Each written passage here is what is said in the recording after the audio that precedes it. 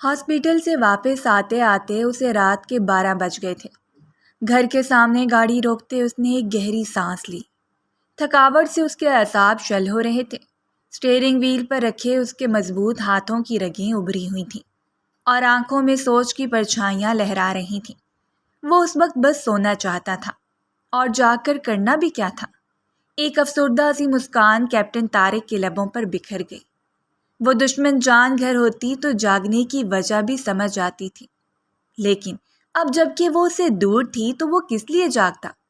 بوجھل ہوتی آنکھوں کو مسلتا وہ گاڑی گراج میں کھڑی کر کے نیچے اتر آیا تھا۔ پورے گھر پر خاموشی کا راج تھا۔ اسے پتا تھا اماں جان 2 گھنٹے پہلے ہی اپنی دوا کھا کر سو گئی ہوں گی۔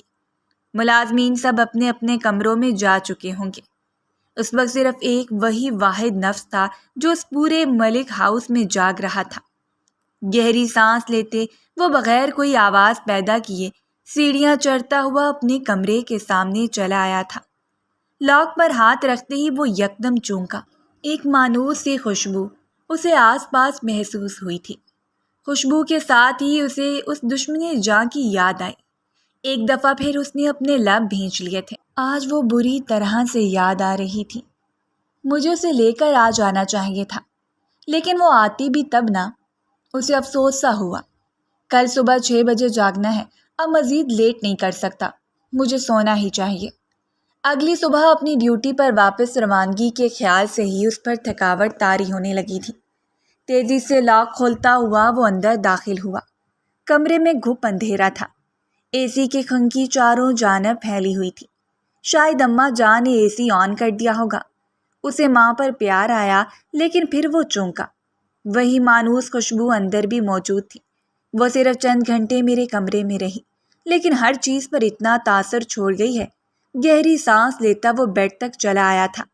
جوتے اتارتے وہ بنا لباس تبدیل کیے ہی دھب سے بیڈ کے اوپر گرا۔ تھکاوٹ کے احساس شدید تھا، لیکن اگلے ہی پل وہ بری طرح سے چونکا۔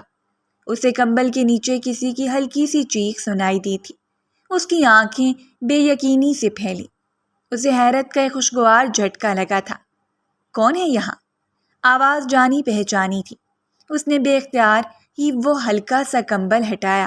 کمبل کے نیچے اس کا نرم و نازک وجود کا احساس کرتے ہی اس کے لبوں پر ایک خوشگوار مسکراہٹ پھیل گئی تھی۔ وہ واپس آ گئی تھی۔ کیپٹن طارق کو احساس ہوا کہ اسے اس کی مانوس سی خوشبو کیوں محسوس ہوئی تھی۔ طارق کا دل خوشگوار انداز میں دھڑکا، مگر مد مقابل اس کی انی شکنجے کو محسوس کرتے بری طرح سے بکھلا گئی تھی۔ کون ہے یہاں؟ وہ گھبراہٹ بھری آواز میں بولتی جلدی سے اٹھنے کی کوشش کر رہی تھی۔ تاریکی بھرے کمرے میں اس کی گہری سانسیں کیپٹن طارق کو اپنی گردن پر محسوس ہوئیں۔ کون ہو سکتا ہے کمرے کے اندر؟ میں ہوں جان۔ طارق دھیرے سے اس کی کلائی تھامتے کیپٹن طارق نے اس کا ہاتھ اپنے لبوں سے لگایا تھا۔ اس کے تو من کی مراد پوری ہو گئی تھی۔ وہ جو چاہتا تھا وہ خود چل کر اس کی دسترس میں آ گیا تھا۔ وہ یہ قیمتی لمحہ کھونا نہیں چاہتا تھا۔ اس کے نرم ہاتھ پر اپنے بوسے کا لمس چھوڑتے طارق نے اسے ہلکا سا جھٹکا دیا۔ وہ اگلے ہی پل طارق حیران رہ گیا۔ وہ یکدم برف کی طرح سٹ پڑ گئی تھی۔ اس کی مزاحمت کیپٹن طارق کا نام سنتے ہی جیسے دم توڑ گئی تھی۔ طارق کو کچھ سنگینی کا احساس ہوا۔ جلدی سے اٹھ کر لائٹ آن کرتے اس نے پلٹ کر دیکھا۔ وہ ساکت انداز میں بیڈ پر لیٹی تھی۔ دوپٹہ ندارت تھا، بال کھلے ہوئے اس کے چہرے سے تھکن جھلک رہی تھی، مگر براؤن آنکھوں میں کچھ اور بھی تھا جس نے کیپٹن طارق کو چونکا دیا۔ تم یہاں کیسے؟ باخدا، آج اگر کچھ اور مانگتا تو وہ بھی مل جاتا، لیکن میں کچھ اور مانگتا ہی کیوں؟ جو چاہیے تھا خدا نے بن مانگے ہی دے دیا۔ آہستگی سے واپس بیڈ پر اس کے پاس بیٹھتے کیپٹن طارق نے مخمور لہجے میں کہا تھا۔ جذبات اس کی آنکھوں سے چھلک رہے تھے۔ اس کی ہر ادا سے بے تابیاں جھلک رہی تھیں۔ وہ اپنے جذبات اور بے تابیاں چھپا کر رکھنے کا ارادہ بھی نہیں رکھتا تھا۔ اس کی آنکھوں سے لگ رہا تھا اس کے ارادے بے باک ہیں۔ دھیرے سے اس کے چہرے پر ہاتھ پھیرتے کیپٹن طارق نے اس کا رخ اپنی جانب کیا تھا۔ وہ تو بالکل برف کی طرح منجمد تھی، ایک جھٹکے سے جیسے ہوش میں آئی۔ نہیں پلیز، نہیں۔ دونوں ہاتھوں سے اس کے سینے کو زوردار انداز میں پیچھے دھکیلتے ہوئے ایک جھٹکے سے اٹھ بیٹھی تھی۔ طارق دنگ رہ گیا۔ کیا ہوا؟ نابیہ، اسے فکر سی ہوئی تھی۔ وہ اس کی بیوی تھی، اس کے وجود پر تمام تر حقوق رکھتا تھا، لیکن شوہر کے چھونے پر، بلکہ پہلی بار چھونے پر اس کا اس طرح کا رد عمل، طارق ایک پل کے لیے حیران ہوا۔ تم ابھی تک پریشان ہو؟ جو ہونا تھا وہ ہو گیا، اس سب کو بھول جاؤ۔ تمہارے پریشان ہونے سے دادی جان واپس تھوڑی آ جائیں گے۔ ادھر دیکھو، میری طرف۔ آہستگی سے اس کا رخ اپنی جانب موڑے طارق نے اس کا چہرہ دونوں ہاتھوں میں تھاما تھا۔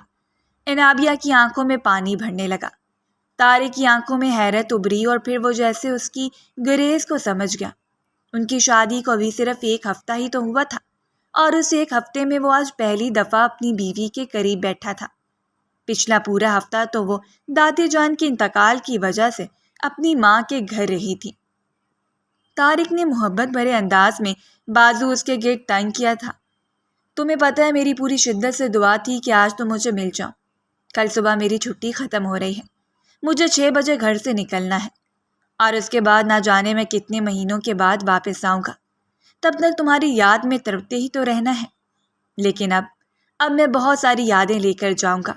دھیرے سے اس کے بالوں کے قرض اپنی انگلی کے گرد لپیٹتے اس نے شرارت بھرے لہجے میں کہا تھا۔ عنابیہ کے لبوں سے ایک سسکی نکلی۔ پلیز مجھے چھوڑ دے، خدا کے لیے مجھے چھوڑ دو۔ وہ بری طرح سے سسک اٹھی تھی۔ دونوں ہاتھوں میں چہرہ چھپا کر وہ پھوٹ پھوٹ کر رونے لگی۔ طارق ششدر رہ گیا۔ جلدی سے اپنی گرفت سے ڈھیلی کرتا ہے اسے عنابیہ کا چہرہ اوپر اٹھایا، مگر اس نے اتنی سختی سے دونوں ہتھیلیوں میں اپنے چہرے کو چھپا رکھا تھا کہ طارق اس کا چہرہ دیکھ ہی نہ پایا۔ مجھے چھوڑ دو، خدا کے لیے مجھے چھوڑ دو۔ وہ کپکپا رہی تھی۔ اس پر جیسے کوئی وحشت طاری ہو گئی تھی۔ طارق کے اعصاب شل ہونے لگے۔ کیا بات ہے عنابیہ؟ تم اتنی پریشان کیوں ہو؟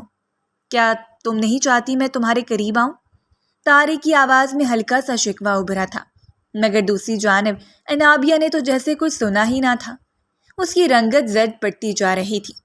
یک لخت اس نے خود کو دونوں بازو میں چھپایا تھا۔ طارق نے اس کا چہرہ دیکھا، وہ سفید پڑ رہا تھا۔ میرے قریب مت آؤ، اللہ کے واسطے مجھے چھوڑ دو۔ امی مجھے بچا لیں۔ وہ اچانک ہی زور زور سے چلانے لگی تھی۔ گھٹی گھٹی سی چیخیں اس کے لبوں سے نکل رہی تھیں۔ طارق نے اسے سنبھالنا چاہا، مگر اس کے لمس پر وہ بری طرح سے پاگل ہو گئی تھی۔ اس کے ہاتھ تگاتے اس نے ایک زوردار دھکا طارق کو دیا اور پوری قوت سے چلائی تھی۔ میں نے کہا نا، مجھے ہاتھ مت لگاؤ، مجھے ڈر لگ رہا ہے۔ امی پلیز کدھر ہیں آپ؟ وہ ایک دفعہ پھر آنکھیں میچ کر زور سے چلائی تھی۔ طارق کو اس کے دماغ کی حالت پر شبہ ہوا۔ وہ بچی نہ تھی، 18 سال کی تھی۔ جانتی تھی کہ اس وقت وہ اپنے سسرال میں موجود ہے۔ اس کی ماں تو اپنے گھر میں موجود تھی، تو پھر وہ اپنی ماں کو کیوں بلا رہی تھی؟ عنابیہ پلیز میری بات سنو۔ طارق نے اسے دونوں کندھوں سے تھامنا چاہا، مگر وہ آپے سے باہر ہو رہی تھی۔ دونوں بازوؤں میں خود کو چھپائے وہ بری طرح سے لرزنے لگی تھی۔ طارق کے ماتھے پر پسینے آنے لگا۔ او عنابیہ، ریلیکس ہو جاؤ۔ میں کچھ نہیں کر رہا، اس نے کہا، مگر اسے دیر ہو چکی تھی۔ عنابیہ کے زد بڑھتے وجود کو ہلکے ہلکے جھٹکے لگنا شروع ہو گئے تھے۔ وہ بیڈ پر ایک طرف کو نیچے گر گئی۔ اس نے دونوں گھٹنے موڑ کر اپنے سینے سے لگا رکھے تھے، اور دونوں ہاتھوں میں خود کو چھپانے کی کوشش میں وہ نڈھال ہوئی جا رہی تھی۔ گھٹے گھٹے انداز میں چیختے وہ اتنی ڈری ہوئی لگ رہی تھی کہ طارق بے اختیار بیڈ سے نیچے اتر گیا۔ ماتھے پر آیا پسینہ پہنچتے ہی اس نے پلٹ کر جلدی سے گلاس میں پانی ڈالا تھا۔ عنابیہ پانی پیو۔ اس نے پلٹ کر اس کے لبوں سے پانی لگانا چاہا، لیکن اگلے ہی پل طارق کو ایک زوردار جھٹکا لگا۔ عنابیہ کی آنکھیں کھلی تھیں اور اسے ہلکے ہلکے جھٹکے لگ رہے تھے۔ ٹھنڈا پڑتا وجود اور گم ہوتی ہوئی سانس، طارق کو اندازہ ہو گیا کہ کوئی نہ کوئی گڑبڑ ضرور ہو گئی ہے۔ عنابیہ کی حالت غیر ہو رہی تھی۔ دونوں بازو میں اسے تھام کر اٹھاتا وہ اندھا دھند کمرے سے باہر بھاگا تھا۔ اماں جان کہاں ہیں آپ؟ وہ گاڑی کی طرف بھاگ رہا تھا، مگر اس کے شور پر کمرے سے اماں جان باہر نکل کر آ گئی تھیں۔ اس کے پاس اماں جان کو گاڑی میں بٹھانے کا وقت نہ تھا۔ صرف اشارے سے انہیں اسپتال جانے کا بتاتے اس نے عنابیہ کو پچھلی سیٹ پر ڈالا تھا، جو مکمل طور پر ہوش و حواس سے بیگانہ ہو گئی تھی۔ وہ شہر کی سڑکوں پر اندھا دھند گاڑی چلا رہا تھا۔ بار بار پلٹ کر پیچھے انابیہ کے بے ہوش وجود پر نگاہ ڈالتے وہ بے حد پریشان تھا۔ انابیہ میں اس کی جان تھی اور وہ اس کانچ کی گڑیا کو کچھ ہوتے ہوئے نہیں دیکھ سکتا تھا۔ رہ رہ کر اسے پچھتاوے اور گلٹ کا احساس ہو رہا تھا۔ شاید وہ ابھی تیار نہیں تھی، مجھے جلد بازی نہیں کرنی چاہیے تھی۔ وہ رہ رہ کر خود کو کوس رہا تھا، مگر اس نے کیا ہی کیا تھا؟ صرف اس کا ہاتھ ہی تو تھاما تھا۔ اتنی سی بات پر اتنا بڑا ری ایکشن۔ اندر کہیں دماغ میں یہ بات اسے کلک کر رہی تھی، مگر فی الحال یہ سب کچھ سوچنے کا وقت نہیں تھا۔ ہسپتال کے سامنے گاڑی روکتے اس نے تیزی سے اسٹریچر لانے کا کہا تھا۔ انابیہ کا بلڈ پریشر خطرناک حد تک گر چکا تھا۔ ڈاکٹر نے نبض چیک کرتے ہوئے ایمرجنسی میں ایڈمٹ کرنے کا فیصلہ کر لیا تھا، اور معمولی سی رسمی کارروائی کے بعد اب وہ شیشے کے دروازے سے نظر آتے اس کے وجود کو دیکھ رہا تھا، جیسے مختلف نلکیاں اور آکسیجن ماسک لگا ہوا تھا۔ اس کی لمبی پلکوں نے آنکھوں کے اوپر پردہ کر رکھا تھا۔ نرم و نازک لب اس نے اپنے دانتوں تلے کچلے تھے کہ ایک کونے سے خون کی پتلی سی لکیر بہتی ہوئی تھوڑی تک آئی تھی۔ گالوں کی غلامیوں میں زردیاں گھل گئی تھیں۔ طارق نے بے اختیار اپنی آنکھیں نیچے کی۔ یہ سب میں نے کیا کر دیا؟ پچھتاوے کا شکار ہوتے ہوئے اس نے جیب سے موبائل نکال کر کان سے لگا لیا تھا۔ انابیہ کو اس نے جب پہلی دفعہ دیکھا تھا وہ تب بھی ایسے ہی دکھتی تھی، سرخ و سفید گڑیا جیسی، لمبے سیاہ بالوں کو سادہ سی پونی ٹیل میں مکید کیے۔ وہ سفید رنگ کے کالج یونیفارم میں بلا کی حسین لگ رہی تھی۔ وہ چھٹی پر گھر آیا تھا اور لمبی تان کر سو رہا تھا جب اماں جان نے اس کے اوپر سے لحاف کھینچا۔ وین والا آج پھر چھٹی کر گیا ہے۔ معین وہاں کالج کے باہر کھڑی انتظار کر رہی ہے، جب ذرا جلدی سے اسے لے کر آ جاؤ۔ 2 بار اس کا فون بھی آ چکا ہے۔ اماں جان کی بات پر وہ جھنجھلاتا ہوا اٹھ کھڑا ہوا تھا۔ شرٹ کی آستینیں کوہنیوں تک فولڈ کرتے اس نے گاڑی سٹارٹ کی۔ کالج زیادہ فاصلے پر نہ تھا۔ کالج کے باہر ہی اسے اپنی اکلوتی بہن کھڑی ہوئی نظر آ گئی تھی۔ مسلسل باتیں کرتی ہوئی، ہاتھ میں پکڑی آئس کریم کھاتے ہوئے وہ ساتھ کسی لڑکی سے مخاطب تھی۔ مریم کی باتیں کون برداشت کر رہا ہے؟ میں اس کا سکا بھائی ہوں، مجھ سے تو اس کی باتیں برداشت ہوتی نہیں۔ دل ہی دل میں سوچتے اس نگاہ ساتھ والی لڑکی پر نگاہ ڈالی تھی، اور ایک پل کے لیے جیسے مبہوت سا ہو گیا تھا۔ اتنا مکمل حسن، اتنی تازگی، وہ بھی اس جھلستے ہوئے موسم میں۔ خدا واقعی کسی کسی کو مکمل فرصت سے بناتا ہے، اس نے گاڑی سے باہر نکلتے ہوئے اعتراف کیا تھا۔ وہ شاید مریم کی سہیلی تھی، اسی لیے اپنا بیگ پکڑے پریشانی سے دائیں بائیں دیکھتے وہ مریم کی باتوں پر سر ہلا رہی تھی۔ مریم نے آئس کریم کھاتے کھاتے آئس کریم اس کی سمت بڑھائی تھی، جیسے پوچھ رہی ہو کھاؤ گی؟ طارق کو ہنسی آئی۔ اتنی دیر بعد اس نے اپنی سہیلی سے پہلی دفعہ پوچھا تھا، اتنی گرمی میں جب کوئی دشمن بھی آئس کریم کے لیے ہاں کر دے۔ اس لڑکی نے آہستگی سے نفی میں سر ہلایا تھا۔ ماتھے پر آیا ہوا پسینہ ٹیشو پیپر سے صاف کرتے اس نے بےتابی سے روڈ پر نگاہیں دوڑائی تھیں۔ بھیا آ گئے۔ مریم اسے دیکھتے ہی خوشی سے اچھلی تھی۔ بیگ سنبھالتے اس نے اپنے ساتھ کھڑی سہیلی کا ہاتھ پکڑا اور تیزی سے لپک کر اس تک آئی تھی۔ اس کی سہیلی شاید اس سب کے لیے تیار نہیں تھی، اس لیے اس کے چہرے پر وہ بکھلاہٹ طارق کو واضح نظر آئی۔ شکر ہے بھائی جان آپ آ گئے، آج ہمارا وین والا نہیں آیا۔ اتنی شدید گرمی ہے کہ کوئی رکشے والا بھی نظر نہیں آ رہا، اور سچ بتائیں تو ہمارے پاس پیسے بھی نہیں تھے، مریم نے ڈٹھائی سے کہا۔ طارق نے گہری نگاہ ساتھ کھڑی لڑکی پر ڈالی تھی۔ یہ میری دوست انابیہ ہے، اس کا گھر ہماری والی لائن میں ہی ہے، یہ بھی ہمارے ساتھ جائے گی، مریم نے فیصلہ سنایا۔ وہ گھبرا کر پلٹی تھی۔ نہیں، میں خود ہی چلی جاؤں گی۔ اس کے انداز میں واضح گریز تھا۔ طارق کو وہ اچھی لگی، اس کی آواز بے حد خوبصورت تھی۔ اس جھلستی ہوئی گرمی میں وہ موتیے کی کلی معلوم ہو رہی تھی۔ ٹھیک ہے، آ جاؤ گاڑی میں بیٹھو، گرمی بہت زیادہ ہے، فی الحال آپ لوگوں کو کوئی پبلک ٹرانسپورٹ نہیں ملے گی۔ دانستہ جھوٹ بولتا وہ پلٹ کر اپنی گاڑی کی سمت بڑھ گیا تھا۔ پیچھے مریم نے انابیہ کا ہاتھ کھینچا۔ کب تک یہاں کھڑی رہو گی؟ چلو، بھائی آئے ہوئے تو ہیں، تھوڑا سا ان سے ڈرائیونگ کروا لیں۔ وہ چہکتی ہوئی فرنٹ سیٹ پر آ کر بیٹھ گئی تھی۔ انابیہ چند لمحے گاڑی کے باہر سوچتی رہی اور پھر آہستگی سے دروازہ کھول کر اندر بیٹھ گئی تھی۔ طارق نے بیک ویو میں دیکھا، اس کے چہرے پر پشیمانی سی جھلک رہی تھی، جیسے وہ یہ احسان لینے پر خوش نہ ہو۔ طارق نے گاڑی سٹارٹ کی۔ سارا راستہ مریم باتیں کرتی ہوئی طارق کو حیرت ہو رہی تھی۔ مریم جیسی باتونی لڑکی کی اتنی خاموش اور کم گو سہیلی۔ ویسے بھی وہ عمر کی جس حصے میں تھی اس عمر میں تو لڑکیاں بے حد بولا کرتی تھیں۔ صرف 18 سال کی عمر کی لڑکیاں اتنی خاموش تو نہیں ہوتی۔ وہ بے اختیار سوچے گیا، چونکہ وہ اپنے خیالوں سے اس وقت جب گاڑی اس نے اپنے گھر کے سامنے کھڑی کی، مریم بیگ سنبھالتے نیچے اتر گئی تھی۔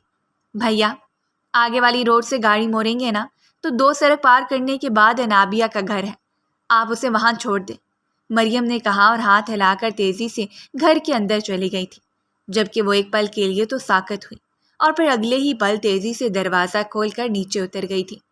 نہیں، میں خود چلی جاؤں گی، مجھے راستہ آتا ہے، اس کے لہجے میں ہلکی سی تلخی امڑ آئی تھی۔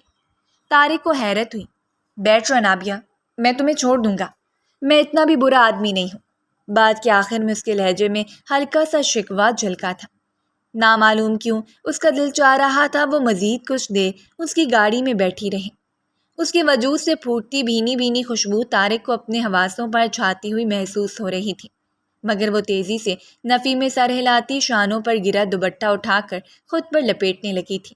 میں چلی جاؤں گی، آپ کا بہت شکریہ، بے رخی انداز میں کہتے وہ اچانک ہی پلٹ کر تیز تیز چلنے لگی تھی۔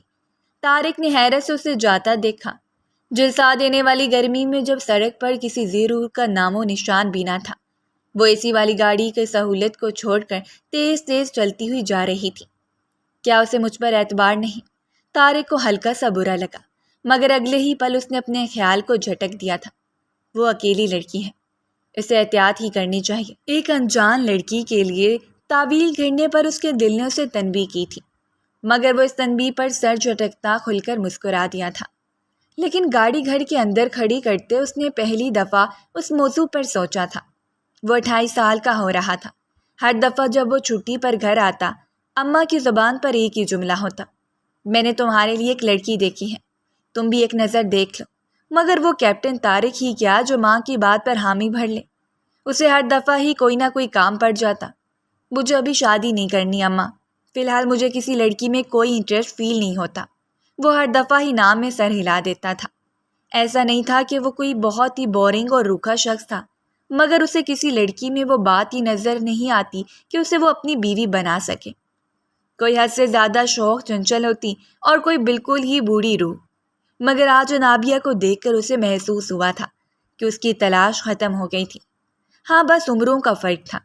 خیر، میں اچھا خاصا ہینڈسم ہوں، صرف 28 سال کا ہی تو ہوا ہوں، مان ہی جائیں گے اس کے والدین۔ آئینے میں خود کو دیکھتے اس نے اپنے بال سنوارے تھے۔ اپنی وجاہت کو دیکھتے بے اختیار وہ مسکرا دیا تھا۔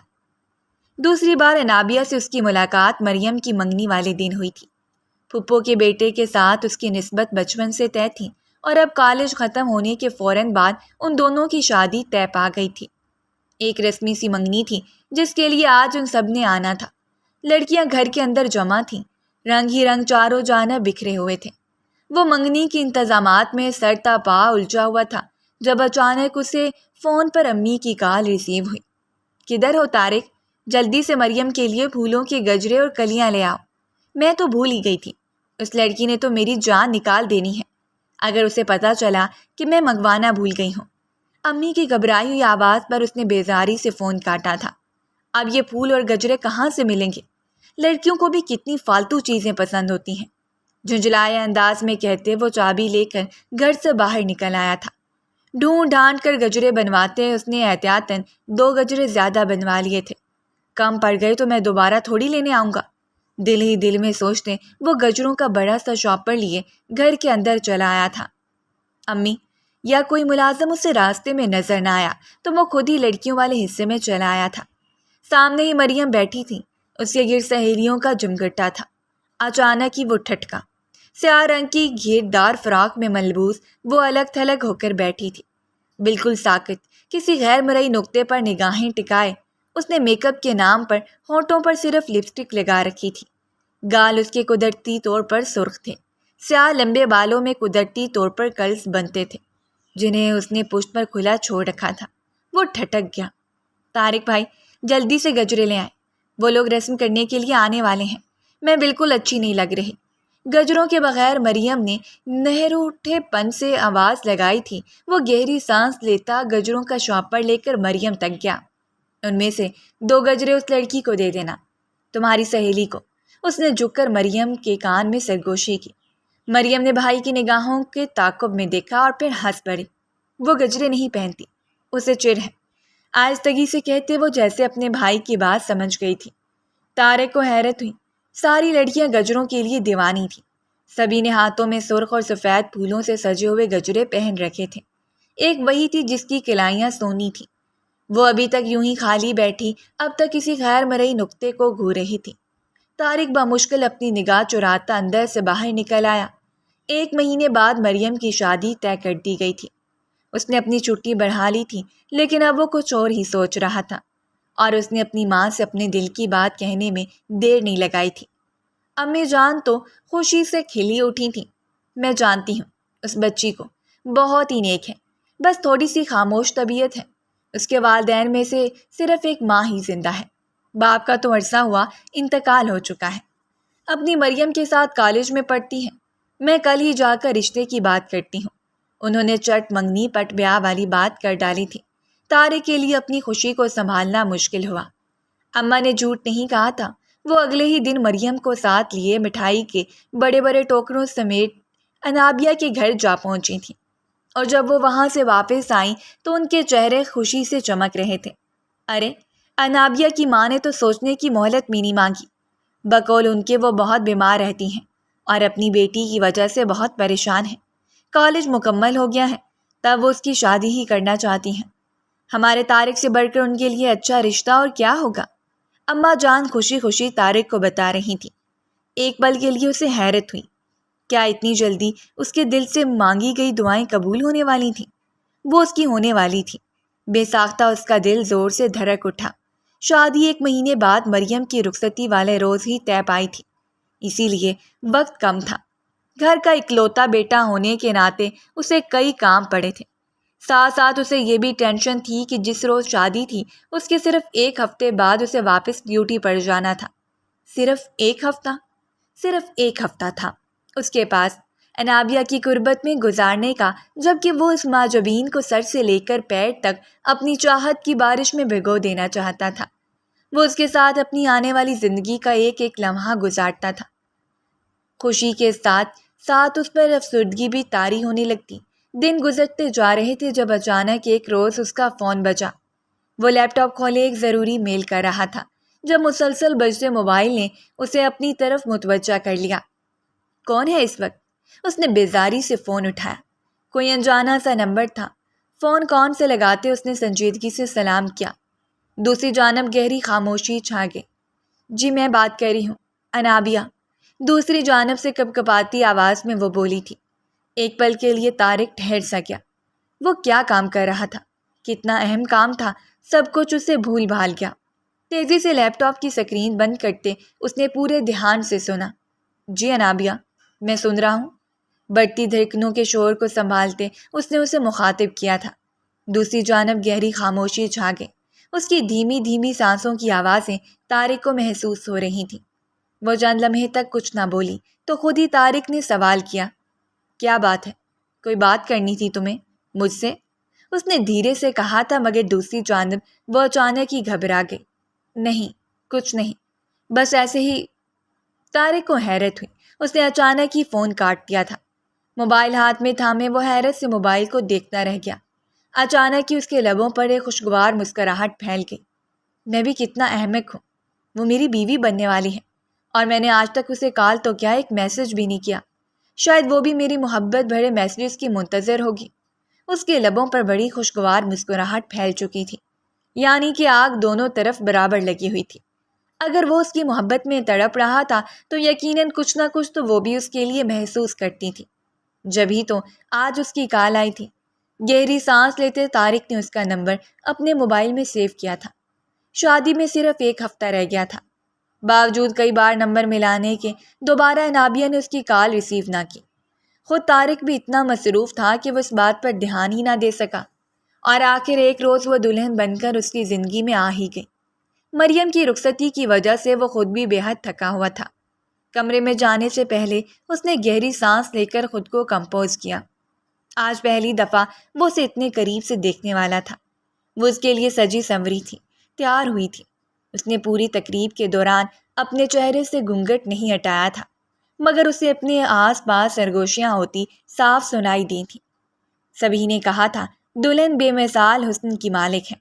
دھڑکتے دل سے لوگ کماتے وہ اندر داخل ہوا تھا۔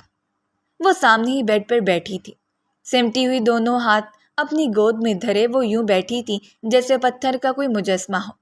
طارق نے اندر داخل ہوتے دروازہ بند کیا اور دھیرے دھیرے چلتا اس کے سامنے جا کر بیٹھ گیا تھا۔ ٹیک لگا لو، تھک گئی ہوگی۔ شادی کا دن بھی دلہنوں کے لیے بڑا ٹف ہوتا ہے نا۔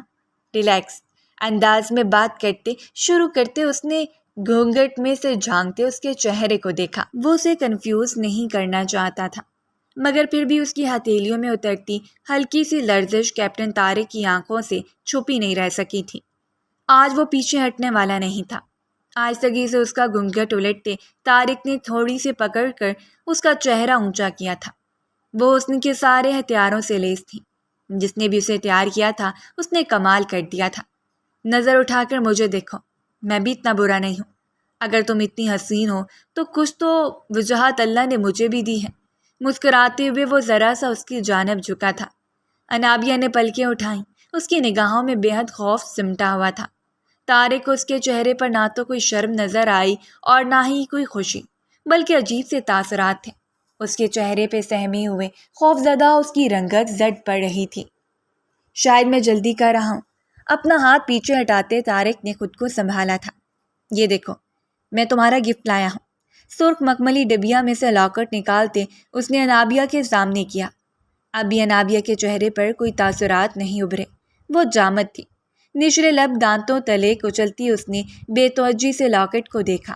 وہاں بار بار کیا دیکھ رہی ہو؟ طارق نے دیکھا وہ بار بار بے تابی سے دروازے کو دیکھنے لگتی تھی۔ لاکٹ پسند نہیں آیا کیا؟ طارق کو ہلکی سی مایوسی ہوئی۔ لاکٹ میں اس نے چن کر نگینے لگوائے تھے، اپنا اور انابیہ کے ناموں کے ابتدائی حروف لکھے تھے۔ اسے یقین تھا وہ اسے پسند ضرور آئے گا، مگر انابیہ نے کوئی رسپانس نہ دیا تھا۔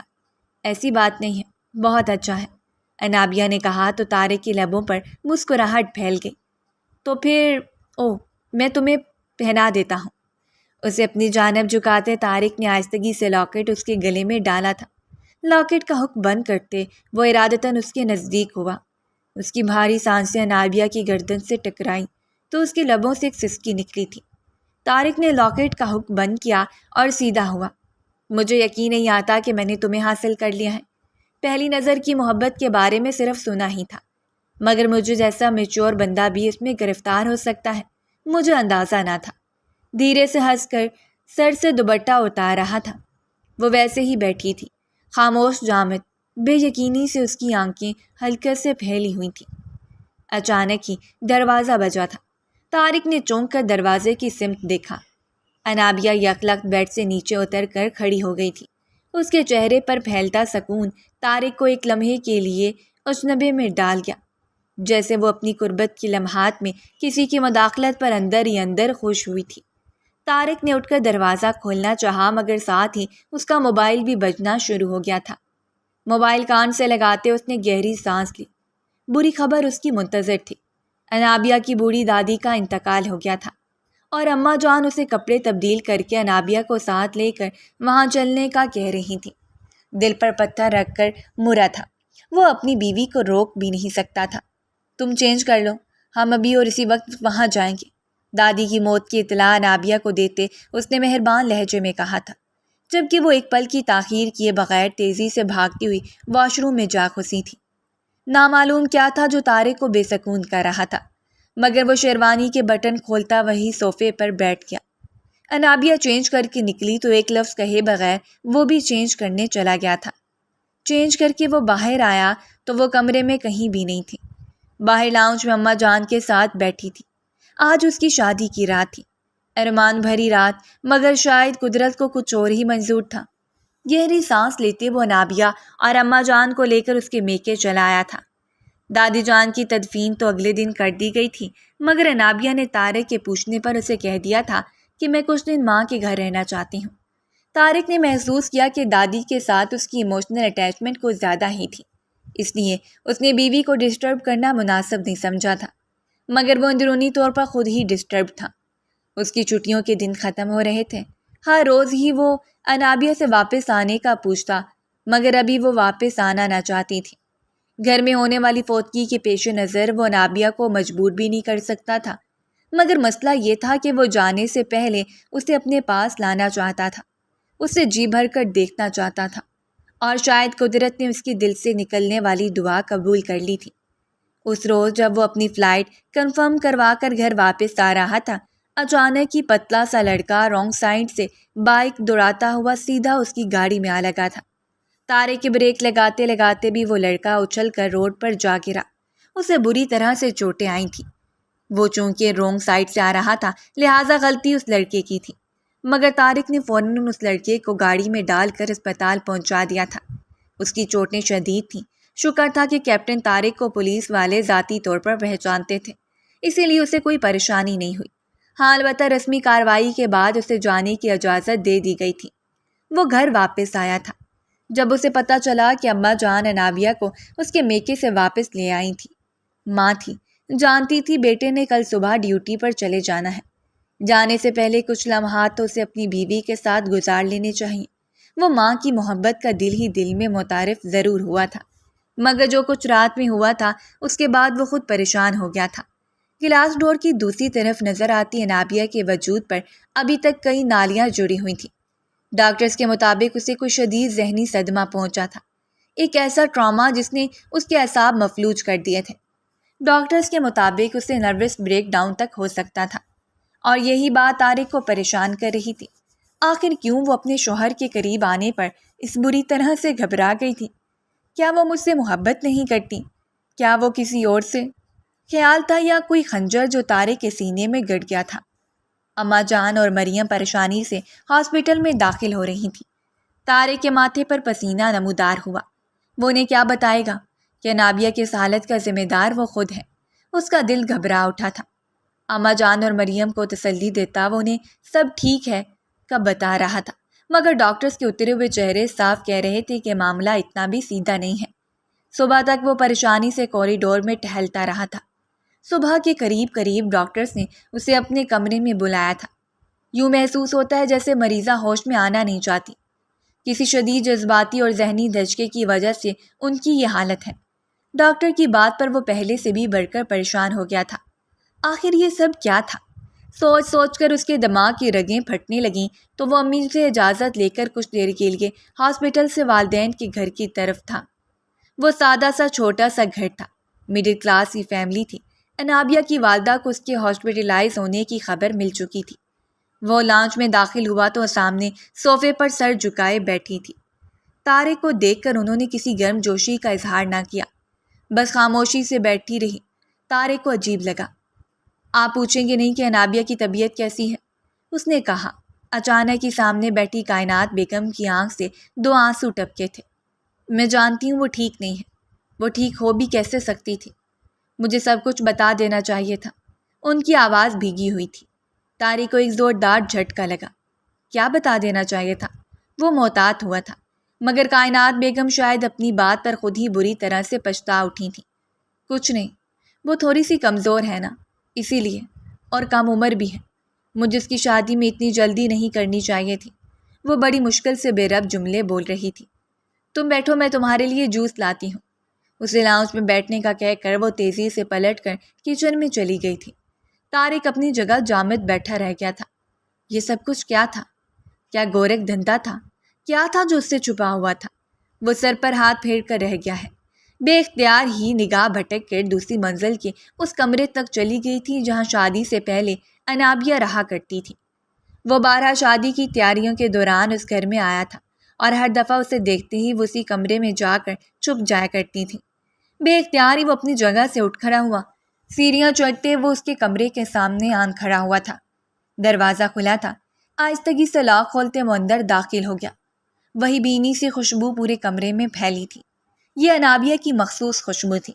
گہری سانس لے کر خوشبو کو اپنے اندر اتارتے اسے اپنے اندر تکلیف پھیلتی ہوئی محسوس ہوئی تھی۔ تم کیوں مجھ سے اتنی دور ہو انابیہ؟ کیا دکھ ہے تمہیں؟ کیا تکلیف ہے؟ مجھے بتاتی کیوں نہیں؟ میں تمہارے سارے کانٹے چن لوں گا، ہر زخم پر مرہم لگا دوں گا۔ وہ دل ہی دل میں کہتا لائٹس آن کر رہا تھا۔ کمرے میں روشنی پھیلی تو ہر چیز واضح ہو گئی۔ سامنے رکھے بیڈ کی چادر بے شکن تھی۔ کمرے میں سجاوٹ اور آرائش کے نام پر اور کچھ نہیں تھا۔ پورے کمرے میں جا بجا سیاہ اور گرے رنگ کا استعمال کیا گیا تھا۔ اسے عجیب سا لگا۔ اس عمر کی لڑکیاں عام طور پر گلابی یا شوخ رنگوں کو زیادہ پسند کرتی ہیں، جبکہ کمرے کی ہر چیز میں سیاہ رنگ سے محبت جھلک رہی تھی۔ وہ اس کے کپڑوں کی الماری تک چلا آیا۔ دیوار گیر الماری کے اندر نفاست اور ترتیب سے اس کی شادی سے پہلے پہنے جانے والے کپڑے ہینگ کیے ہوئے تھے۔ کپڑوں میں سادگی نمایاں تھی۔ کوئی زرتار کام نہیں، کوئی تام جھام نہیں، زیادہ تر کپڑے سیاہ رنگ کے تھے۔ کپڑوں پر ہاتھ پھیرتے وہ اس کے لمس کو محسوس کرنا چاہتا تھا۔ الماری بند کر کے وہ پلٹنے ہی لگا تھا کہ اچانک ہی وہ چونکا۔ کپڑوں کے نیچے کونے میں ایک سیاہ رنگ کی ڈائری رکھی ہوئی تھی۔ ڈائری موٹی تھی۔ نہ چاہتے ہوئے بھی ہاتھ بڑھا کر طارق نے وہ ڈائری اٹھا لی۔ کسی اور کی ڈائری پڑھنا اخلاقی جرم ہے، اسے اندر سے کسی نے کہا تھا، مگر اس نے سر جھٹکا۔ وہ کوئی اور نہیں بلکہ میری اپنی بیوی ہے۔ ڈائری کا سرور کھول کر وہ صفحے پلٹنے لگا۔ ایک جہان تھا جو اس کے سامنے کھلتا جا رہا تھا۔ انابیہ کا بچپن، اس کی جوانی، اس کے دکھ اور اس کی تکلیفیں، اور وہ سب جس نے طارق کو لڑکھڑا کر بیڈ پر بیٹھنے پر مجبور کر دیا تھا۔ وہ ڈائری نہیں تھی، وہ انابیہ کی زندگی تھی۔ اس کانچ کی گڑیا کے شب و روز جو اس نے درد سہتے ہوئے گزارے تھے۔ وہ صرف 7 برس کی تھی جب اس کے والد کا انتقال ہوا۔ باپ کی موت کے بعد وہ بری طرح سے ٹوٹ پھوٹ گئی تھی۔ اسے اپنے باپ سے بہت محبت تھی۔ ماں کی نسبت وہ باپ سے زیادہ قریب تھی، مگر ماں کا پلو تھامے باپ کے جنازہ دیکھ کر اس نے سختی سے ماں کے وجود میں سر چھپا لیا تھا۔ کیا کرو گی اب کائنات؟ تم پڑھی لکھی تو ہو نہیں کہ نوکری کر کے اپنی بچی کو پال سکو۔ ابھی یہ صرف 7 سال کی ہے، کل کو جوان ہوگی، اس کی شادی کرنی ہے۔ آج کل پتہ ہے لوگ لاکھوں کا جہیز مانگتے ہیں، کہاں سے سب کچھ کرو گی؟ بہتر یہی ہے کہ عدت پوری ہوتے ہی دوسری شادی کر لو۔ میں تمہارے لیے کوئی نیک لڑکا ڈھونڈتی ہوں، محلے کی آپا جان نے کائنات بیگم کو کہا تھا۔ ماں کے دوپٹے میں چھپی انابیہ ایک پل کے لیے لرز گئی تھی۔ ماں کی دوسری شادی مطلب کہ سوتیلا باپ؟ اس نے کرب سے اپنی آنکھیں بھینچ لیں۔ باپ کی آئیڈیل جگہ پہ کسی اور کو دیکھنا آسان نہیں تھا۔ کائنات بیگم نے نفی میں سر ہلا دیا۔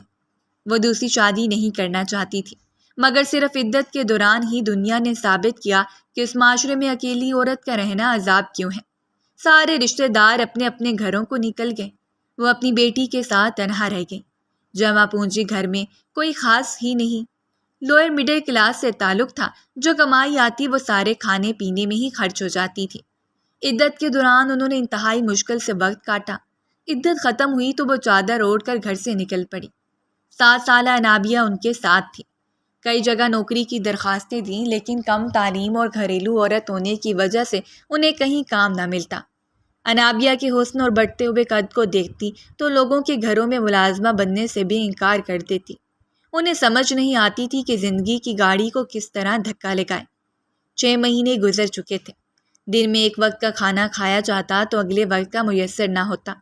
صورتحال یہی تھی کہ ایک دن پھر آپا جان گھر میں داخل ہو گئی۔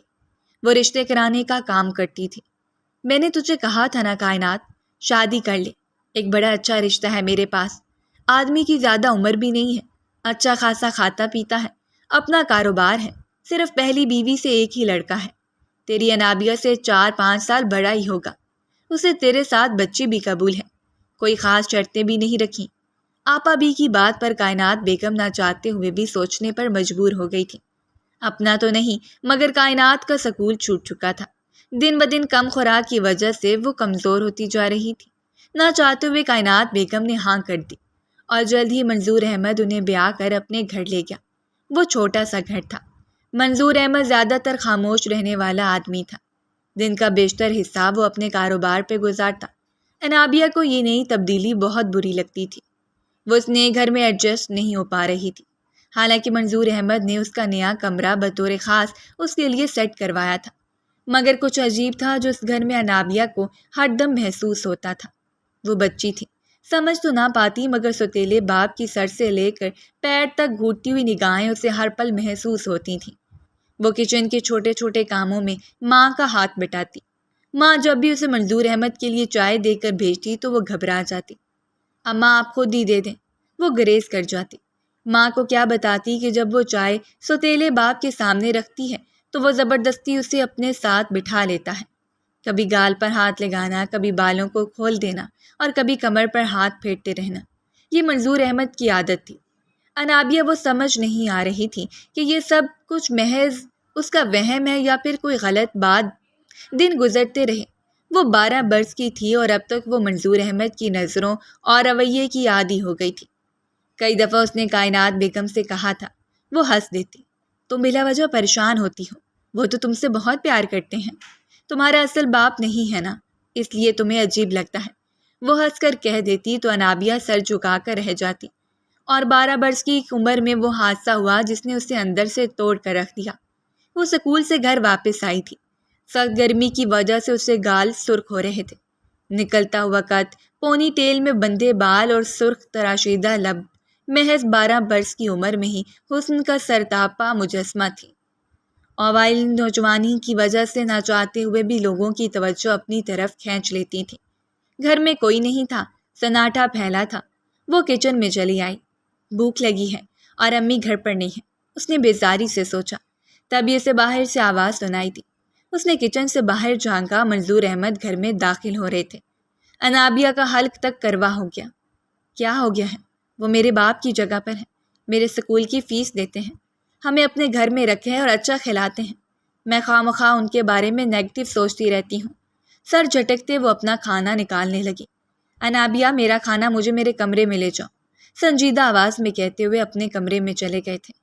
انابیہ نے اپنا کھانا وہیں ٹیبل پر رکھا اور خاموشی سے ان کا کھانا ٹرے میں نکال کر کمرے میں چلی آئی۔ کمرے میں نیم تاریکی تھی۔ یہ لیں انکل، آپ کا کھانا، آہستگی سے کہتے انابیہ نے کھانا ٹیبل پر رکھا۔ وہ پلٹنے ہی لگی تھی کہ اچانک مضبوط مردانہ ہاتھوں نے اسے پیچھے سے جکڑا تھا۔ ایک گھوٹی گھوٹی سی چیخ اس کے لبوں سے نکلی۔ کب سے تجھے قابو کرنے کی کوشش کر رہا ہوں، پر چڑیا کے بہت پر نکل آئے ہیں، ہر بات ماں کو جا کر بتاتی ہے، آج دیکھتا ہوں کیسے بتائے گی۔ وہ اسے گھسیٹتے ہوئے بیڈ تک لے آیا تھا۔ انابیہ کی آنکھیں حیرت سے پھیلی، اس کے لبوں سے چیخ نکلنا چاہی مگر منظور احمد کا ہاتھ مضبوطی سے اس کے لبوں پر جمع تھا۔ ایک جھٹکے سے اس نے انابیہ کو بیڈ پر پٹکا تھا۔ وہ نازک جان لرز کر رہ گئی۔ بیڈ کی آہنی بیگ سے اس کا سر ٹکرایا مگر اس سے پہلے کہ وہ سنبھلتی، منظور احمد نے اسے دبوچ لیا تھا۔ اس کی گھوٹی گھوٹی چیخیں منظور احمد کی آنی ہاتھ تلے دب کر مکمل طور پر ہی ختم ہو گئیں۔ وہ مزاحمت کرتی رہی مگر وہاں کوئی ہوتا جو اسے بچانے آتا۔ جس وقت بری طرح سے چلاتی کمرے سے باہر نکلی، دروازہ کھول کر کائنات بیگم اندر داخل ہوئی تھی۔ وہ بازار گئی تھی۔ منظور احمد کے کمرے سے نکلتی انابیہ کی حالت دیکھ کر وہ ساکت رہ گئی۔ انابیہ کا لباس ادھورا تھا، بال بکھرے ہوئے، دائیں آنکھ کے نیچے نیل کا نشان اور ہونٹ سے بہتا ہوا خون۔ ایک پل میں ہی انہیں ساری باتوں کی سمجھ آ گئی تھی۔ وہ بے ہوش ہو کر صحن میں گرتی مگر اس سے پہلے کائنات بیگم نے اسے تھام لیا تھا۔ منظور احمد اطمینان سے کمرے سے نکل رہا تھا۔ کائنات بیگم کو دیکھ کر بھی اس کے چہرے پر کوئی پریشانی نہ آئی۔ یہ سب کیوں کیا تم نے میری بیٹی کے ساتھ؟ کیا کیا ہے تم نے؟ میں پولیس کو بلاؤں گی، FIR لکھواؤں گی۔ کائنات بیگم حالت کے بل دھاری تھی۔ منظور احمد نے سر جھٹکا۔ کچھ نہیں کیا میں نے، کیا ثبوت ہے تمہارے پاس؟ وہ ڈٹھائی سے کہتا فریج میں سے پانی نکال کر پی رہا تھا۔ کائنات بیگم کی آنکھوں سے آنسو بہنے لگے۔ کس ڈٹھائی سے وہ اپنے جرم سے انکاری تھا، حالانکہ اس کے چہرے اور گردن پر لگے انابیہ کے ناخنوں کی خرونچوں کے نشانات صاف بتا رہے تھے کہ اس نے ننھی جان سے اس کے مقابلے میں خوب مزاحمت کی تھی مگر وہ طاقتور تھا۔ کائنات بیگم روتی رہیں، چلاتی رہیں، کوئی ان کی مدد کو نہ آیا۔ پڑوس میں جا کر انہوں نے جس سے مدد مانگی، ہر کسی نے انہیں عجیب سی نگاہوں سے دیکھا۔ کیسی عورت ہو، اپنے شوہر پر ہی الزام لگا رہی ہو۔ بعض نے تو ان کی بات سن کر ہی انہیں خاموش رہنے کا کہا۔ ہر کسی کو اپنے گھر کی عزت پیاری تھی، کوئی ایسے معاملے میں کودنا نہیں چاہتا تھا۔ ہاں، چند ایک نے مشورہ دیا، ایسا ہے تو پولیس میں رپورٹ لکھوا دو۔ شام تک کائنات بیگم نڈھال ہو چکی تھی مگر انہوں نے ہمت نہ ہاری۔ پولیس میں رپورٹ لکھواتے ہی وہ پھوٹ پھوٹ کر رونے لگی تھی۔ سامنے بیٹھا افسر انہیں بیزاری سے دیکھنے لگا۔ کیا ثبوت ہے بیبی؟ اگر تم چاہتی ہو تو تمہاری بچی کا میڈیکل ٹیسٹ کروا لیتے ہیں، لیکن ہمیں میڈیا کو بلانا ہوگا۔ میڈیا خوب کوریج دے گی، پورے ملک میں تمہاری بیٹی کی بدنامی ہو جائے گی۔ کیوں اپنی بیٹی کی بدنامی کے ساتھ ساتھ ہمارا بھی کام بڑھانا چاہ رہی ہو؟ جو ہونا ہے ہو گیا، چھوڑ دو اپنے شوہر کو، یا خاموشی سے رہتی رہو۔ وہ پولیس افسر بیزار تھا، یا شاید حقیقت بتا رہا تھا۔ کائنات بیگم اپنے آنسو پیتے واپس چلی آئی۔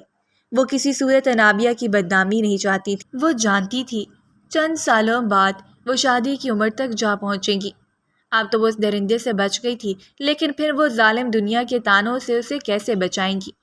پڑوس میں چھوڑ کر گئی انابیہ کو جس وقت وہ لینے آئی، وہ بخار میں پھنک رہی تھی اور مسلسل تھر تھر کانپ رہی تھی۔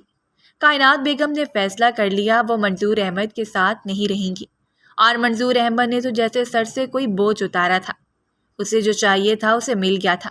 اب وہ مزید ان ماں بیٹیوں کا خرچہ اٹھانے کا قائل نہیں تھا۔ بیمار انابیہ کو لے کر کائنات بیگم شہر کے دوسرے کونے میں موجود اپنی دوست کے گھر آ پہنچی تھی۔ ان کی دوست رات کے اس پہر انہیں اپنے گھر دیکھ کر حیران رہ گئی، مگر ان کی حالت دیکھ کر انہیں کچھ پوچھنے کی زحمت نہ کرنی پڑی۔ انہوں نے اپنے پڑوس میں ہی کرائے کا مکان لے کر کائنات بیگم کی رہائش کا بندوبست کر دیا تھا۔ کائنات بیگم نے دوست سے ہی قرض رقم لے کر گھر پہ بوتیک کا کام شروع کیا، جو رفتہ رفتہ اتنا اچھا چل گیا کہ انہیں اپنے خرچے کی ٹینشن نہ رہی۔ مگر مسئلہ تو صرف انابیہ کا تھا، جو اس حادثے کے بعد ایسی چپ ہوئی تھی کہ دوبارہ بولی ہی نہ۔ اس کی آنکھوں میں ہم وقت خوف تیرتا رہتا۔ ایک لمبے عرصے تک وہ کسی بھی مرد کو دیکھ لیتی تو بری طرح سے چلانے لگ جاتی تھی۔ اس کے ذہن سے بچپن کے اس واقعے کے اثرات نکالنے میں کائنات بیگم کو سالوں لگ گئے۔ انابیہ کی تعلیم کے 3 سال متاثر ہوئے۔ یہ 3 سال وہ صرف اپنے کمرے میں پڑی روتی رہتی، یہ دیواروں کو تکتی رہتی۔ 3 سال بعد وہ کچھ بہتر ہوئی تو کائنات بیگم نے اس کی تعلیم کا سلسلہ دوبارہ شروع کیا۔ وہ ذہین تھی اور اب تو اس کا اڑنا بچونا ہی صرف کتابیں بن گئی تھیں۔ دوستیں اس کی ہمیشہ سے ہی محدود رہتی تھی، اب تو اس نے دوست بنانا ہی چھوڑ دیے۔ مسکراہٹ اس کے لبوں سے ویسے ہی روٹ چکی تھی۔ وہ جب کالج میں آئی تو مریم نامی لڑکی سے اس کی دوستی ہوئی تھی۔ ڈائری کی ایک صفحے پر اپنی شادی کے متعلق بھی لکھا تھا کہ وہ طارق کو سچ بتا دینا چاہتی تھی کہ وہ مکمل نہیں پاکیزہ ہے۔ اس کے اندر خوف تھا کہ طارق شادی کی پہلی رات ہی اسے طلاق دے دے گا، یا اسے ایک بدکردار لڑکی سمجھ کر اپنی زندگی سے نکال لے گا۔ وہ شادی سے انکار کرنا چاہتی تھی، مگر کائنات بیگم کے اصرار پر اسے شادی کرنی پڑی۔ ڈائری بند کرتے طارق نے گہری سانس لی۔ اس کی آنکھوں کے گوشے نم ہو رہے تھے۔ یہ سب کچھ تھا جو تم نے اکیلے سہا۔ تم نے مجھے یہ سب کچھ کیوں نہیں بتایا؟ اس نے بامشکل خود پر ضبط کیا تھا۔ ڈائری الماری میں تقریباً پھینکتے اس نے الماری کا دروازہ بند کیا اور نیچے اتر آیا۔ کائنات بیگم جوس کا گلاس ہاتھ میں پکڑے اس کا انتظار کر رہی تھی۔ اسے انابیہ کے کمرے سے باہر نکلتے دیکھ کر ان کا رنگ زرد پڑ گیا تھا۔ میں جا رہا ہوں، سنجیدگی سے کہتے وہ گھر سے باہر نکل آیا تھا۔ کائنات بیگم کی آنکھوں میں آنسو اتر آئے۔ مجھے اس ڈائری کو جلا دینا چاہیے تھا، شاید اس نے وہ پڑھ لیا، اب وہ یقیناً انابیہ کو چھوڑ دے گا۔ لرزتے ہاتھوں سے جوس کا گلاس واپس میز پر رکھتے وہ پھوٹ پھوٹ کر رونے لگی تھی۔ گاڑی میں بیٹھتی اس نے موبائل نکال کر اپنے پرانے دوست کو کال کی تھی۔ میں تمہیں ایک تصویر بھیج رہا ہوں، اس شخص کا سارا بایو ڈاٹا مجھے بتاؤ، اور اس کی موجودہ رہائش کے بارے میں بھی۔ خود پر ضبط کرتے اس نے ڈائری سے لی گئی منظور احمد کی تصویر اپنے دوست کے نمبر پر ارسال کی تھی۔ چند منٹوں کے بعد منظور احمد کی تمام تفصیلی ایڈریس طارق کے پاس موجود تھا۔ اسپتال جانے کی بجائے اس نے گاڑی کا رخ منظور احمد کی رہائش گاہ کی طرف موڑ دیا۔ 2 گھنٹے کی ڈرائیو کے بعد وہ اس کے مکان کے سامنے پہنچا تھا۔ مکان کیا تھا؟ گویا کوئی کھنڈر تھا، ٹوٹا پھوٹا، جس کی دیواروں سے ہی وحشت ٹپک رہی تھی۔ طارق گھر کے اندر داخل ہوا تو بدبو کا ایک بھبکا اس کے ناک سے ٹکرایا۔ بے اختیار ہی اس نے اپنی بھویں سکیڑی تھیں۔ گھر میں بو کا عالم تھا۔ دروازہ چوپٹ کھلا تھا، یوں جیسے اس گھر میں آنے اور جانے کے لیے کوئی اصول نہ تھے۔ وہ نپے تلے قدم اٹھاتا اندر چلا آیا۔ اس کی آہٹ محسوس کرتے اندر کمرے سے کوئی چلایا تھا۔ پانی تو دے دے، کل رات سے پیاسا ہوں، پانی مانگ کر تھک گیا، لیکن نہ جانے تو کہاں غرق ہے۔ آواز کسی بوڑھے آدمی کی تھی، الفاظ گڈ مڈ ہو رہے تھے۔ طارق اندر چلا آیا اور سامنے کا منظر روح فرسا تھا، مگر طارق کو وہ منظر دیکھتے ہی دلی سکون محسوس ہوا۔ پرانے سے بیڈ کے اوپر منظور احمد لیٹا تھا اس کا چہرہ فالج کے سبب بگڑ چکا تھا، آدھا حصہ بھی مفلوج تھا، وہ آدھا بیڈ کے اوپر تھا اور آدھا نیچے لٹک رہا تھا۔ گندگی میں لتھڑا ہوا وہ پانی کے لیے مسلسل پکار رہا تھا۔ میرا بیٹا کہاں ہے؟ تو کون ہے؟ اس نے لڑکھڑا کر پوچھا تھا۔ طارق افسوس سے اسے دیکھتا رہا۔ وہ اس شخص سے کیا انتقام لے جس سے قدرت انتقام لے چکی تھی؟ گہری سانس لے کر وہ پلٹا اور نظر دیوار پر لگے فوٹو فریم پر پڑی۔ وہ چونکا تھا۔ اس کی نظر میں گاڑی سے ٹکرانے والا وہی لڑکا گھوم گیا جسے شدید چوٹیں آئی تھیں اور اس وقت اسپتال میں داخل تھا۔ وہ اس کا بیٹا تھا۔ باپ اور بیٹے کی ایک پرانی تصویر دیوار کے اوپر لگی تھی۔ قدرت نے منظور احمد سے پورا انصاف کیا تھا۔ وہ کمرے سے باہر نکلنے لگا جب اسے منظور احمد کی آواز سنائی دی۔ پانی تو دیتے جا، جو کوئی بھی ہو، میں تڑپ رہا ہوں۔ خود پر ضبط کرتے طارق نے پلٹ کر جگ سے اس کے پاس رکھی بوتل میں پانی انڈیلا تھا۔ بوتل میں نلکی لگی تھی۔ منظور احمد نے گردن اور کندھے کے درمیان اس بوتل کو یوں دبوچا جیسے وہ عادی تھا۔ اسے اسٹرا سے بے تابی سے پانی پیتے دیکھ کر طارق تیزی سے گھر سے باہر نکل آیا تھا۔ اسے یہاں وحشت محسوس ہو رہی تھی۔ فون پر اسپتال کا نمبر ملاتے اس نے اسی لڑکے کی خیریت معلوم کی۔ اس کی ریڑھ کی ہڈی میں بری طرح سے چوٹ لگی تھی۔ وہ چلنے پھرنے سے قاصر ہو چکا تھا۔ منظور احمد کی اکلوتی مطلع بھی لٹ چکی تھی۔ قدرت کا انصاف سخت تھا۔ طارق کو اپنے اندر افسوس اترتا ہوا محسوس ہوا۔ گاڑی گھما کر اسپتال کے راستے پر ڈالتے وہ مسلسل لب بھیجے ہوئے تھا۔ کوریڈور میں اماں جان تسبیح کے دانے گرا رہی تھی۔ اسے دیکھتے ہی اٹھ کھڑی ہوئی۔ ڈاکٹر نے بڑی امید والی بات بتائی ہے۔ انابیہ کو ہوش آ گیا ہے، لیکن ابھی اسے پرائیویٹ روم میں شفٹ نہیں کیا۔ اماں کی بات پر وہ بےتابی سے ڈاکٹر کی سمت لپکا۔ ڈاکٹر نے اسے دیکھتے ہی مسکرا کر سب ٹھیک ہے کا اشارہ کیا تھا۔ ہم نے انہیں پرائیویٹ روم میں شفٹ کر دیا ہے، آپ ان سے مل سکتے ہیں، لیکن صرف ایک شخص ایک وقت میں، پلیز۔ ڈاکٹر نے کہا تو وہ سر ہلاتے ہوئے تیزی سے پرائیویٹ روم کی طرف لپکا۔ دروازہ کھول کر اندر داخل ہوا۔ وہ سامنے ہی بیڈ پر لیٹی تھی۔ نکاہٹ چہرے سے جھلک رہی تھی۔ آنکھوں کے گرد ہلکے بنے تھے۔ چہرے کی گلابیوں میں زردیاں چھلک رہی تھیں۔ وہ جاگ رہی تھی۔ آنکھیں سامنے والی دیوار پر ٹکائے بالکل خاموش لیٹی تھی۔ طارق کی آہٹ محسوس کرتے اس نے پلٹ کر دیکھا۔ وہ اس کے بیڈ کے پاس آ کر ذرا سی جگہ بنا کر بیٹھ گیا تھا۔ انابیہ کی آنکھوں میں آنسو اترنے لگے۔ اس نے کچھ کہنا چاہا مگر طارق نے آہستگی سے اس کے لبوں کے اوپر اپنا ہاتھ رکھا تھا۔ کچھ بھی مت کہو، میں سب کچھ جان چکا ہوں، اور تم پریشان کیوں ہو؟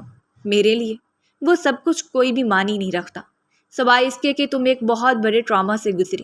میرے لیے اگر کچھ اہم ہے تو وہ یہ کہ تم ذہنی طور پر ٹھیک ہو جاؤ۔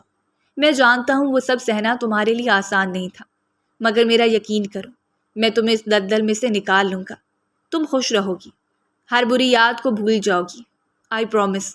وہ اس کا ہاتھ تھامے سیدھا اس کی آنکھوں میں جھانکتا ہوا کہہ رہا تھا۔ انابیہ کی آنکھوں میں پہلے بے یقینی اور پھر ڈھیر سارے آنسو اتر آئے تھے۔ اتنی آزمائشوں کے بعد اللہ نے اسے جس ہیرے جیسے شخص سے نوازا تھا، وہ جتنا بھی شکر ادا کرتی کم تھا۔ اس کا نقصان بہت زیادہ تھا، مگر اس نقصان کے ہر جانے کے طور پر جو کچھ اسے ملا تھا اس کی تو کوئی قیمت ہی نہ تھی۔ طارق نے آہستگی سے ہاتھ بڑھا کر اس کے آنسو صاف کیے تھے۔